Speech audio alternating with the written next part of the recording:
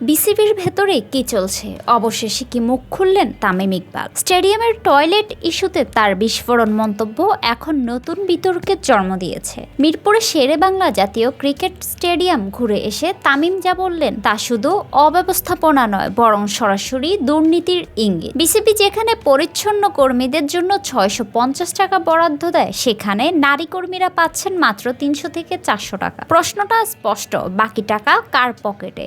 তামিমের কথায় ক্ষোভ লুকোনো ছিল না, বরং ছিল আক্রমণাত্মক সুর। তিনি স্পষ্টই বলেছেন, এই নারীদের থেকেও টাকা খেতে হবে, এটা একেবারেই জঘন্য। তার এই বক্তব্যে বোঝা যাচ্ছে বিষয়টি তিনি শুধু অনিয়ম নয়, এক ধরনের শোষণ হিসেবেই দেখছেন। আরও চমকপ্রদ তথ্য, 2007 সালে স্টেডিয়াম চালুর পর থেকে নাকি টয়লেটে কোনো বড় সংস্কার হয়নি।